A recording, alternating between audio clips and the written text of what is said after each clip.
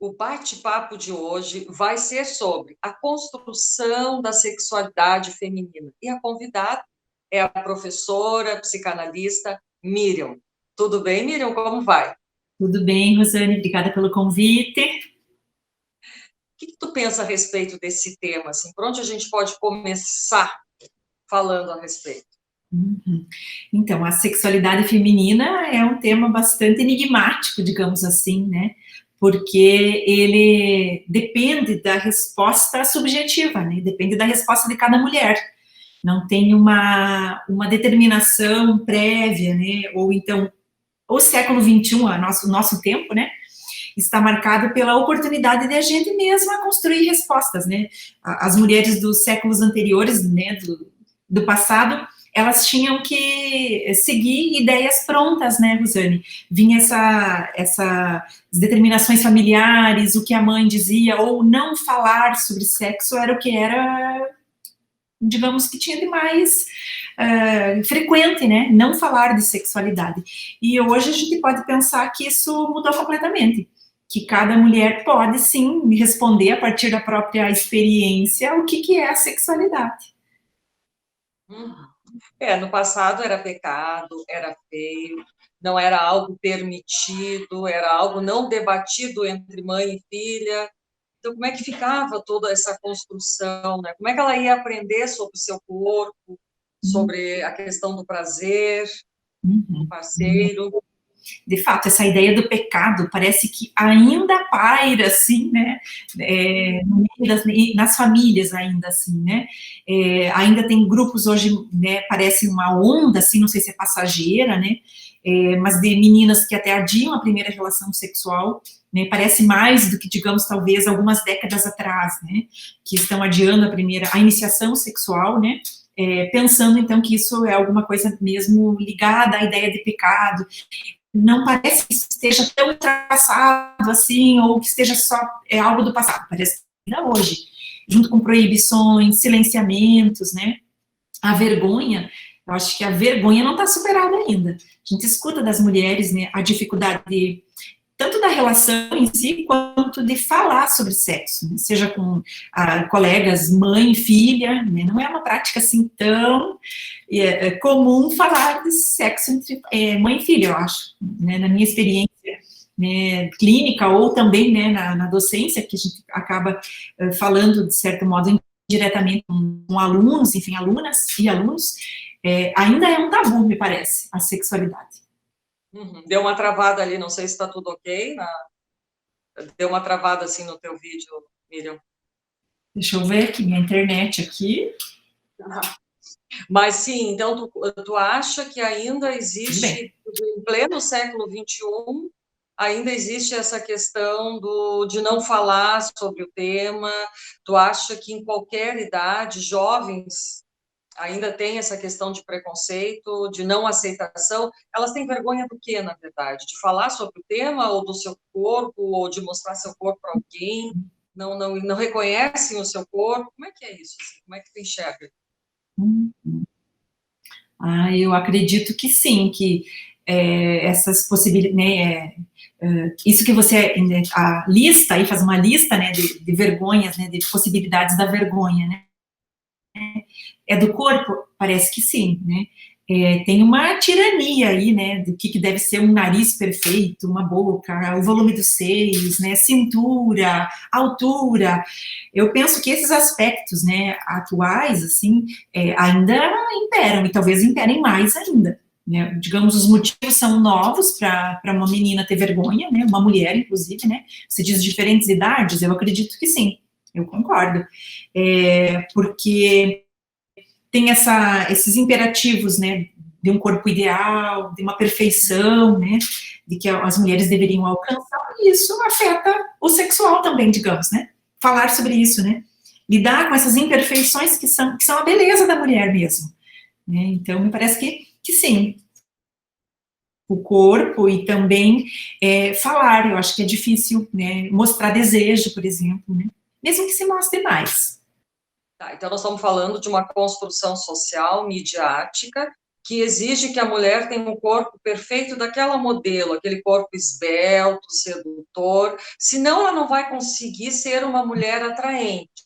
Mesmo que ela se sinta bem com o seu corpo, que não está correspondendo àquele ideal exigido, ela não vai conseguir ninguém, porque é o que está vendendo, é o que está sendo vendido. Então, vamos pensar naquela mulher do passado, o corpo, a relação do corpo da mulher. A mulher no passado, há muitos anos atrás, ela não tinha prioridade o seu corpo.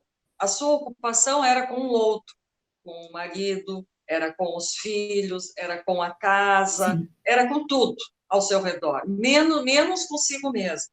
Aquela questão da mulher que usava um lenço para cobrir seu corpo e apenas tinha um buraco para a penetração masculina. Para ela, quer dizer, ela não podia sentir prazer, porque era feio. Então, só tinha... Era uma boneca inflável da atualidade. Bem grotescamente falando, né, Anitta? É. Uhum. Sim, é interessante isso mesmo de pensar, né? O que é a história da sexualidade ou a história das mulheres, até no Brasil, né, mostra sobre isso, e o quanto isso ainda é presente. Eu estou de acordo com essa ideia, porque se antes a mulher tinha que cobrir o corpo, né, com isso, né, do lençol que você está se referindo, né, que era até parte do enxoval, né, das mulheres para as núpcias, né, digamos assim, esconder o corpo. Né, isso imperou, né, por décadas, e a vergonha muda, né, parece um pouco o modo como ela se manifesta, mas permanece ainda, né, a mulher não poder olhar, né, talvez agora tenha um elemento a mais, né, que antes vinha mais como uma tradição, né, digamos, passada de mãe para filha, das gerações de avós, enfim, de uma moralidade. E agora, não só uma questão moral, parece que agora tem uma questão que também estaria ligado mais aos homens, ao sexo masculino, pensando assim, que se a mulher ela tem mais uma, digamos, uma liberdade para falar, ou para dizer que está interessada sexualmente, que tem interesse em algum, no outro, isso também assusta. Então, também a mulher pode se envergonhar, ou ficar inibida por conta da reação. Né, se ela mostra interesse, antes não podia mostrar interesse, como você disse, no passado, por conta da moralidade. Era uma mulher que fosse mostrar interesse sexual, era imoral, não tinha bons costumes, não era boa para casar, né? E agora parece que é de um outro jeito, né? A mulher está livre para mostrar excitação sexual, mas aí assusta o outro, né? Assusta o homem, talvez, né? Em alguns casos, né? Essa liberdade da mulher com a sua sexualidade. Quando ela se livra um pouco dessa vergonha, aí vem a dificuldade no jogo amoroso, né? Parece, né? Sim, Assim, o aqui que você pensa? muitas mulheres dizendo assim, estão transando com o cara e o cara, opa, mas onde é que tu aprendeu isso? Quem é que te ensinou a fazer isso? Quer dizer, ela está tá se descobrindo, está se percebendo, né? Aquilo que dá prazer, aí o cara vem com aquilo, sabe? É um balde de água fria, assim, e aí a mulher já fica, sabe? Já vai se... quer dizer, o homem é que tem que comandar o jogo sexual. É ele que diz, é ele que dita as normas, tem que ser assim, o homem tem que ficar por cima, a mulher tem que ficar ali submissa ainda. A mulher que tenta modificar a posição, opa, isso já é algo estranho. Não sei se te parece isso também, Miriam. Sim, sim. E a gente consegue até, digamos assim, atestar isso teoricamente, né, Rosane, se a gente vai recorrer, né, aos autores que estudam a sexualidade e a feminilidade, né, a gente está dizendo isso de uma maneira muito observando a realidade, mas esses autores, eles comprovam essa nossa observação, né, eles comprovam, mostrando, né, historicamente, tantos historiadores, né, tem vários historiadores, quanto nós que trabalhamos aí com a clínica, né, enfim, que vamos ouvindo, enfim, queixas, ou então dúvidas, ou essa dificuldade de dialogar, então, né, sobre sexualidade, né, antes com as mães, agora mais livres, agora então com o homem, ou enfim, né, com o par amoroso, digamos assim. E é um outro jeito de causar inibição. Então, inibição e às vezes até algum tipo de patologia, talvez, digamos assim, né? Não só uma dificuldade em relacionar-se, mas quase uma patologia da inibição mesmo, assim, né? Eu penso em relação à sexualidade. É uma recusa, talvez, né? Um adiamento, a gente vê muito, né? Os jovens adiando, ou então relações que mudam muito de parceiros, que não duram, né? Relações que não duram, né? Ou às vezes até a violência mesmo, né? Entre pares que aparentemente não, né? Esperava-se outra posição, outra postura, né? Pessoas, enfim, que têm acesso a estudo, a leitura, a conhecimento, mas que nem assim torna-se mais fácil falar de sexo ou viver a sexualidade. Ou seja, ainda é considerado um grande tabu, né, Miriam? Enquanto eu falo, assim, vou relatar um passo, dar uma olhada na tua internet, que às vezes está meio que travando, eu não sei se tu tem como dar uma ajeitada ali, mas, assim, saiu na mídia hoje o vídeo de uma audiência de uma jovem lá de Santa Catarina, que em 2018 ela foi estuprada. E ali aparece o constrangimento do juiz, do advogado, do acusado, colocando, assim, manifestando fatos, assim, que, olha, não parece que a gente está vivendo em pleno século XXI. O advogado mostrando fotos que nada tinham a ver com o processo em si, mostrando fotos da jovem e dizendo, olha, jamais, eu não desejo que meu filho case com uma mulher que nem você. Coisa do tipo assim. Bom, no final, a moça estava já chorando, nervosa, porque ela fragilizada, ela foi buscar apoio, ela foi buscar ajuda, e o que ela recebe? Recebe um bombardeio de um judiciário machista, que entende que uma jovem como ela, bonita, que usa uma roupa assim insinuante, ela pode estar sujeita a qualquer tipo de situação vinda do homem, porque ela está agredindo esse homem com o seu visual bonito, com o seu jeito, é ela que está agredindo. Não sei o que tu pensa a respeito assim dessa situação. A primeira coisa que me vem ao pensamento é dizer, isto não é novo, isso é bem antigo. Né? Então, se ele é antigo, ele é firme, é muito difícil de você demover, muito difícil mudar. Né? Eu fiquei ouvindo e pensando, né? A mulher da palavra não tem valor. Né? O que ela prefere, né? Uma mulher prefere um degote, outra mulher prefere uma saia curta, outra mulher prefere uma saia longa, uma mulher prefere mostrar as pernas, a outra não. Quer dizer, como é que é isso, né? Um homem não pode conter a sua excitação sexual? Se um homem vê um corpo atraente, bonito, ele vai ter uma excitação sexual e ele não pode controlar. A mulher, sim, tem que se cobrir o corpo, porque o homem não controla a sua excitação sexual. É isso que eles estão dizendo? Exato. Não, eu que estou tentando, eu que estou falando isso em geral na questão do estupro, né? Mas é o que eles estavam falando indiretamente, basicamente é isso, as fotos que ela tinha nas redes sociais, insinuantes. O advogado até falou assim, uma pose ginecológica ela estava. Olha só o termo do cara, né? Então, eles vão ser investigados agora, tanto o advogado quanto o juiz, mas o que importa, assim, quantas Marianas estão transitando por aí, mundo afora, e correndo esse risco ainda. Como tu disse, não é algo novo. Exatamente. E como isso é forte. E eu acredito que deve haver mulheres que concordam com esse discurso machista, ainda hoje. Com certeza, então, com certeza. Isso é uma pergunta importante. Né? Como assim? A mulher pode falar do seu corpo, ela pode fazer escolhas, ela pode dizer porque age assim, porque não age, e isso é uma coisa muito séria, né? E como eu fico pensando, né? Que ações são possíveis para que isso não fosse tão forte, para que isso não fosse tão frequente, inclusive, né? Está na mídia, agora tudo está mais na mídia, mas você perguntou quantas, né?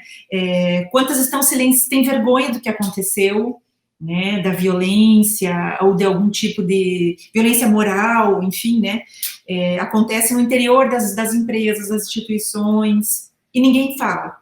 Então, essa é uma situação, assim, alarmante, mas e aquelas menores, que são muito parecidas como essa, que estão no cotidiano mesmo, mas que não ganham visibilidade por conta disso que a gente falava agora há pouco, a vergonha, né? Uhum. Não falar, quer dizer, eu vou falar para quê? A culpa é minha, eu não devia ter feito, eu não deveria ser assim, né? Então, isso faz a gente pensar que isso é muito frequente. Se esse caso está ali exposto, ele revela uma quantidade ou outra de casos que são velados, silenciados. Uhum.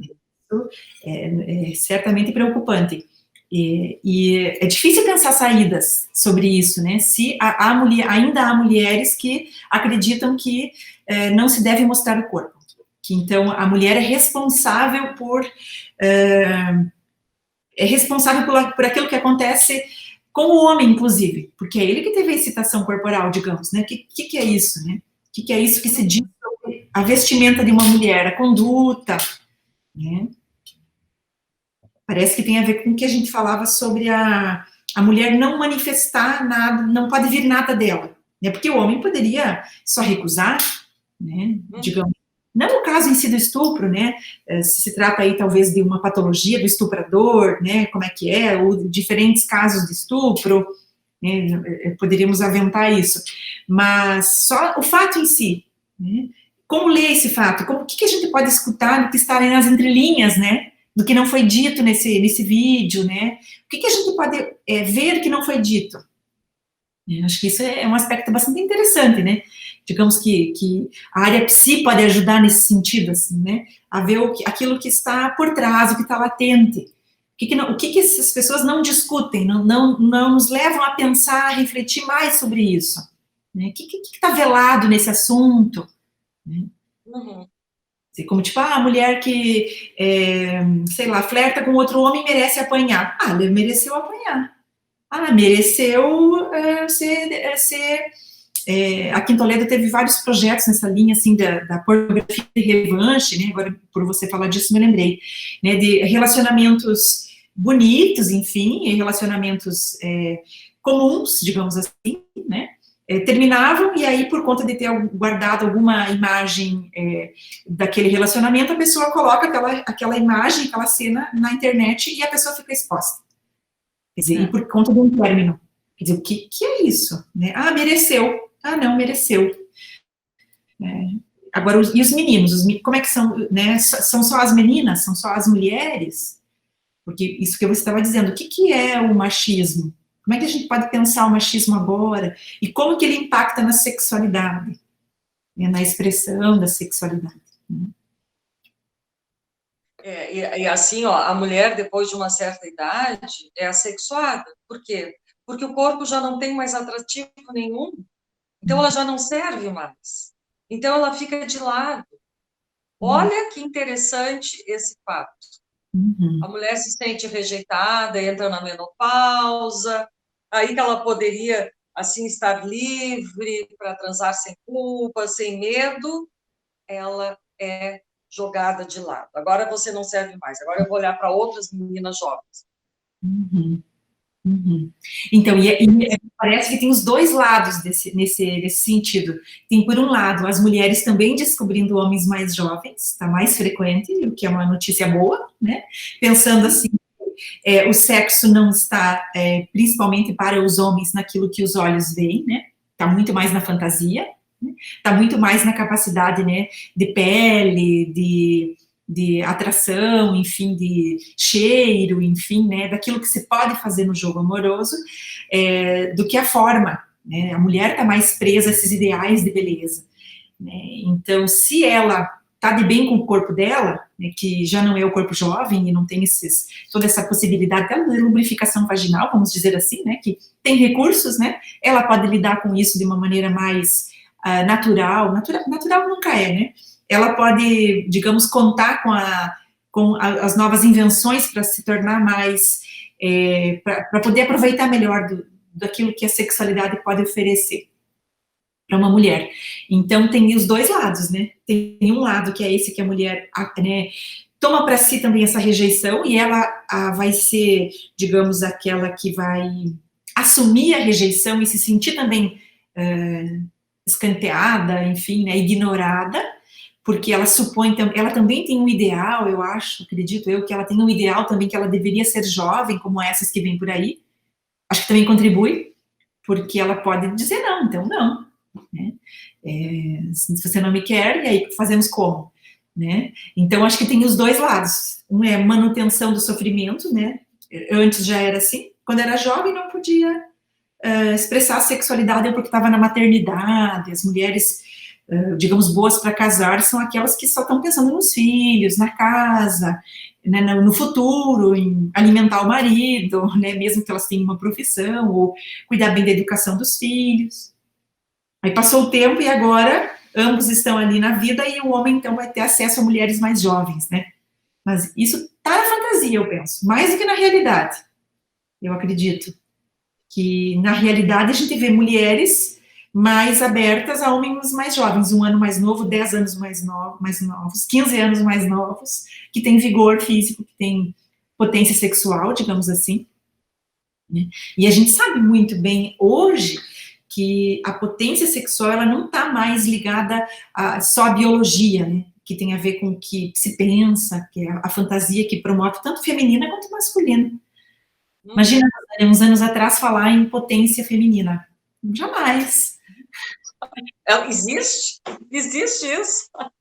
Só frigidez ou desinteresse. Né? É uma coisa bem interessante. Esse documento aqui, mais, né, enfim, da comunidade, enfim, do grupo psi, enfim, de profissionais da área psi, tanto psiquiatras, enfim, psicólogos, médicos, né, a gente usa um documento que determina, né, os diagnósticos, né, o DSM-5, essa 5ª versão aí que a gente utiliza, né, às vezes até de modo corrente para atestados e tudo mais. Nesse documento a gente já vê uma mudança da ideia de desejo sexual, fala lá quando a mulher é hipoativa sexualmente, né, e o homem hipoativo, para o homem continuou a mesma categoria, mas a mulher parece que sugere-se nesses documentos mais novos que a mulher, a questão do desejo é um problema para ela. E é mesmo um problema. Só que isso não é patológico. Isso é uma beleza da vida. Né? Isso quer dizer, é uma... Saudável. É saudável. Exatamente. Então, a ideia que se tem da própria sexualidade, eu acho que define como a gente vai conduzindo isso. Então, acho que dá para ir pelos dois caminhos. Um é acatar, digamos, o envelhecimento, a queda dos hormônios, né, a ver, se comparar, ou então olhar para trás mesmo ver o que perdeu, né, ou não tem mais ainda, agora a função da maternidade, ou a maternagem, os filhos escolheram outras pessoas para amar, o que eu faço com isso? Né, então, agora que a gente ia ficar de bem o outro quer sexo e eu quero. Né, então... E é difícil também se a mulher se descobre que ela quer sexo, o homem quer. Ele quer, digamos que seja aí, né? É uma equação difícil de, né, pensar. Com certeza, com certeza. E como é que a gente pode pensar, ajudar essa mulher a sentir prazer sem culpa? Pois é. E aí a culpa tem a ver com a vergonha, né? Sim, que é pecado, que é feio. Né? Acho que saber do que é o corpo parece ser uma das saídas, assim, né? As mulheres saberem do que é o corpo. Até um tempo atrás, a mulher não sabia de como que era a vagina, por exemplo. Até nem os médicos, né? A gente vê nos livros sobre história da mulher, ou da sexualidade feminina, que os homens não, né, os médicos, não havia quase mulheres médicas, né? Não sabiam bem do período menstrual. Então, ali no século XIX, se imaginava que as mulheres deveriam manter o sexo para não engravidar, justamente no período fértil. Então, uma confusão está nos textos médicos, né? Então, quanto que as mulheres sabem sobre o que é o seu corpo, o que excita, o que não excita, o que é bom, o que não é bom. E é muito difícil, né, Rosane, a gente pensar que as experiências de prazer ou de desprazer anteriores estão nela. O que fazer com isso? É uma grande pergunta. Se eu tive muitas experiências sexuais, sei lá, tecnicamente, sem lubrificação, foram muito desagradáveis. muito ruim, muito ruim. Não, então eu não gosto disso. O que eu gosto? Eu gosto de cozinhar, gosto de patinar, gosto de surfar, eu gosto de outra coisa. Esse sexo eu não gosto. Já vi que eu não gosto. Não sei, né? Às vezes diz, se você não comer uma comida bem feita, não pode gostar daqueles ingredientes. Não tem como. Tipo, não mora perto do mar, não pode gostar de frutos do mar, porque não são frescos. Poxa. Então, talvez tenha a ver com isso também, eu acho, assim, se perguntar, né, se as experiências anteriores foram muito ruins, como é que eu faço a partir delas? Dá para apagar ou não? Me parece que não. Né, do que eu já estudei, né, sobre a subjetividade, sei lá, sobre como é que nossa psique, nossa mente funciona, nós guardamos. E aí, o que fazer com o desprazer? Né, imagina, como é que fala? Gato que está escaldado tem medo até da água fria, e a água fria, né, não faria mal. Então, eu acho que tem a ver com isso, assim, que é uma pergunta que cada uma tem que se fazer, onde é que está o desprazer? E o que é prazer, né? Água gelada num dia frio é super desagradável, né? Uhum. Morna num dia quente, super desagradável, não quero. Não é refrescante. Num dia muito quente, eu quero uma bebida bem fresca, geladinha. Então, eu acho que o sexo e a sexualidade tem a ver com isso. Com como se faz uso da água quente e da água fria, digamos assim, né? Se está no verão ou se está no inverno. Sim. Então, não é a coisa em si, mas como que você pode fazer uso. E aí, se você se queimou, como é que você vai usar? O fogo, se você está queimado, você já se arrepia, começa a sofrer antes, né? Aí é difícil pensar assim, como. Uhum. O bom é que cada uma pode tentar responder isso por si. Cada um que nos ouve, digamos, né? Cada um que se faça também essa pergunta pode tentar responder por si mesmo. Acho que um bom começo. Sim, sim, né? O processo de autoconhecimento sempre auxilia em várias situações.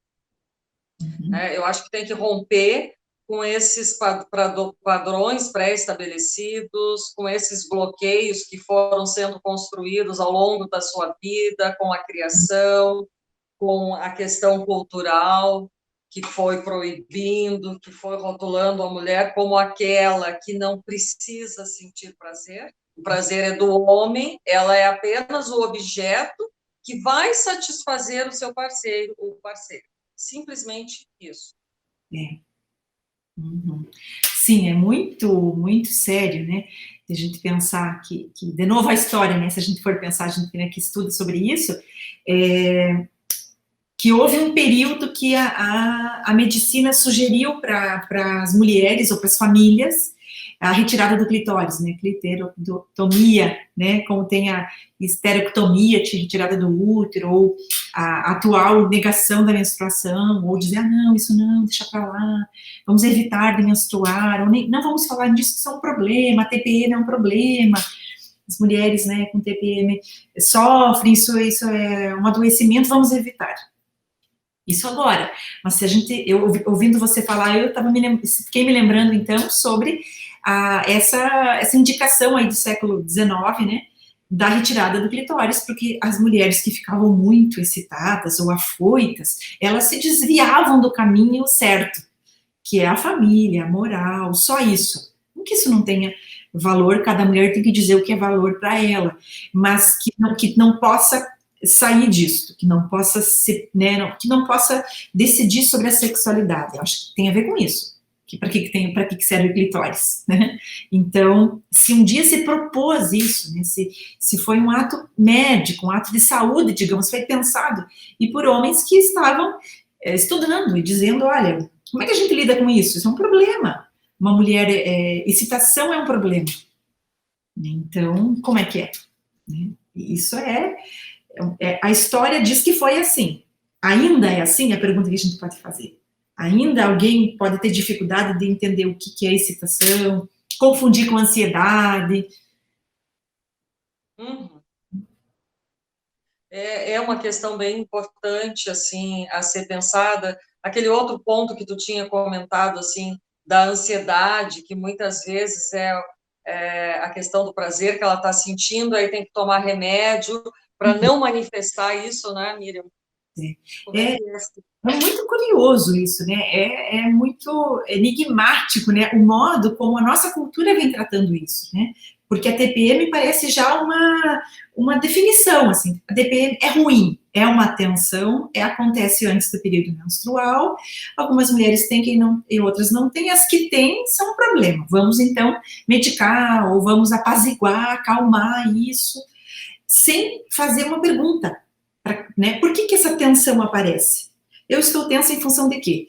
E eu estou abrindo mão de que coisas que são importantes para mim, que isso me acontece, né? Porque essa ansiedade, que vamos dizer, é bastante difícil de distinguir, né? O que é excitação, o que é ansiedade, quanto que a ansiedade é boa, me protege de algum perigo, e quanto que ela é um excesso.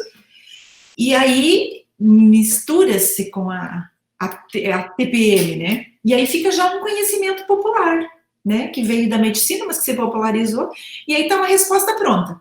Ah, não, TPM não. Mas o que que é? Né? Ah, como é que acontece? Eu tenho ovários, tenho útero, que tem hormônios, quando que isso sai, né? Quando que isso enguiça, né? Digamos assim, quando que isso dá errado. Os homens já estão usando isso para dizer, ah, você tem TPM, vai para lá. Não, os dias que você está de TPM, não lava a louça, né? Vamos dizer assim, ah, não, então... Vamos respeitar ela. Vamos respeitar ela, então, por 5 dias. Os outros 25 ou 26, mês tiver 31, aí você pode fazer tudo aqui em casa, ou sei lá, no trabalho. Ah, não, você está com TPM hoje, então hoje eu faço, hoje eu não vou sobrecarregá-la. Hoje você não precisa fazer a minha parte. Mulher, você. O resto do mês, bom, aí eu vou te sobrecarregar. Aí você quer mostrar que você também é inteligente que nem os homens, então faça o dobro, senão você não mostra inteligência. Então, nós não paramos para fazer uma certa associação entre o meu mal-estar e como é que eu conduzo o o mês todo. Não só a TPM, aquele período em que eu tenho mais liberdade para dizer, estou sobrecarregada. Estou tensa, né? A gente pode chamar isso de estresse, que é uma palavra tão moderna, tão comum. Estou estressada, estou deprimida, né? Ah, não, mas é a TPM. Pronto, já sabemos. Nada mais vamos discutir sobre isso, acabou. E assim, Miguel, só para a gente finalizar, o que tu diria para essas mulheres que estão nos escutando agora? Acho que essa pergunta aí que você estava fazendo antes, eu acho que tem a ver com isso. Acho que agora nessa conversa ficou para mim, né, mais evidente essa coisa das experiências anteriores, assim, né? Como foram as experiências, né? Aquilo que eu penso tem a ver com as minhas experiências, elas podem ser modificadas. Quer dizer, a leitura que eu faço da minha relação, né, atual tem a ver com as experiências que eu já vivi, né, as minhas relações, se não estão, digamos, como eu as desejo, enfim, né, em relação à sexualidade, né, o que disso tem a ver com as minhas experiências? Eu posso olhar isso de um outro jeito? Dá para ver de outro modo? Esse modo que eu vejo é o único modo de ver as coisas ou existem outros? Eu acho que eu poderia dizer isso, né, para formular a pergunta e tentar pensar possibilidades de resposta. Com certeza, esse bate-papo vai ajudar muitas pessoas a refletirem sobre o que elas estão fazendo, assim, com a sua sexualidade, de que maneira elas estão administrando, será que elas estão conseguindo dizer não, de impor respeito ao seu corpo, não deixar que usem ele, né? Assim, então, eu acho que isso tudo vai ajudar bastante pessoas. E você que está nos ouvindo, gostou do bate-papo? Então, deixa aqui a sua curtida, se inscreve no canal, porque toda semana tem um convidado especial, assim como a professora Miriam. Muito obrigada, Miriam. Obrigada pelo convite. Tchau, tchau. Tchau, tchau.